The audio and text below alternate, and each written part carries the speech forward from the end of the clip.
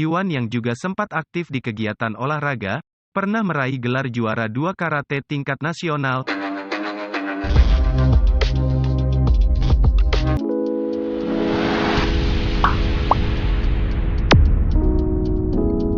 Virgiawan Listanto atau yang akrab disapa Iwan Fals merupakan legenda musik tanah air.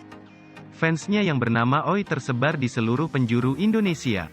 Kesederhanaannya serta lirik-lirik lagu yang menceritakan fenomena zaman menjadi daya tarik sendiri di mata para Oi. Tak heran jika Iwan pernah dianugerahi Legend Award dalam ajang AMI Award 2003. Kecintaannya pada dunia musik sudah ia rasakan sejak masa remaja. Saat itu ia lebih memilih menggandrungi alat musik gitar ketimbang lainnya. Bahkan Iwan rela mengamen keliling Bandung untuk mengasah kemampuan bermain gitarnya. Iwan lalu mulai mengembangkan bakat lainnya yaitu menciptakan lagu. Namun kala itu ia lebih memilih menciptakan lagu berlirik humor. Teman-temannya menyukai lirik lagu Iwan yang lucu. Bahkan ketika awal masuk SMA ada seorang produser dari Jakarta yang rela datang ke Bandung untuk menawarinya rekaman. Iwan akhirnya menyetujui tawaran tersebut dan hijrah ke Jakarta dengan modal hasil menjual motornya. Ia lalu merekam album pertamanya yang berjudul Amburadul, bersama teman-temannya yakni Toto Gunarto, Helmi dan Bambang Bule. Namun sayangnya album tersebut kurang laku di pasaran. Album Iwan mulai dikenal publik saat ia bergabung dengan Musika Studio dan merilis Sarjana Muda. Salah satu lagunya yang berjudul Umar Bakri menjadi hits karena menggambarkan fenomena yang terjadi saat itu. Meski menuai kesuksesan, alumni SMPN 5 Bandung ini tetap menjalankan aktivitas mengamennya dari rumah ke rumah. Sayangnya Iwan harus mengalami banyak pencekalan dari pemerintah era Orde Baru. Lirik lagu yang dibawakannya disinyalir mengandung banyak kritikan yang dapat mengganggu stabilitas politik.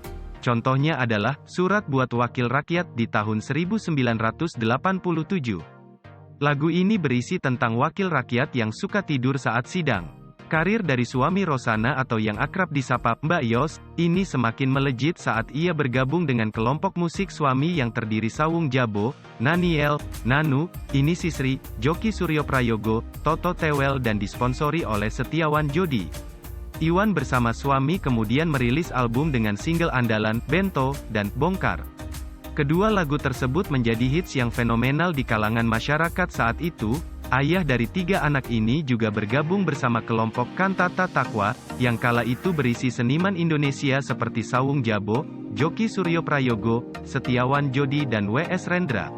Kantata Takwa berhasil mengadakan konser di Stadion Utama Gelora Bung Karno tahun 1990. Bahkan konser tersebut disebut-sebut sebagai konser musik terbesar dan termegah sepanjang sejarah musik Indonesia.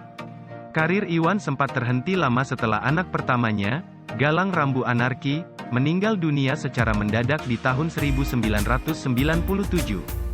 Sejak saat itu Iwan hiatus dari dunia musik dan lebih memilih untuk menyibukkan diri seperti melukis. Iwan kembali ke belantika musik Indonesia dengan merilis album Suara Hati di tahun 2002. Dalam album tersebut terdapat lagu Hadapi Saja, yang mengisahkan tentang perasaan Iwan saat kehilangan putra pertamanya. Setelah itu ia kembali produktif merilis beberapa album seperti Manusia Setengah Dewa, 2004, Iwan Fals in Love, 2005, dan Untukmu Terkasih, 2009. Sepanjang karirnya Iwan telah merilis 31 album. Iwan kembali menghentak dunia musik Indonesia di tahun 2013. Ia merilis sebuah album berjudul Raya. Pemilihan judul album ini diambil dari nama anak bungsunya, Raya Rambu Rabani.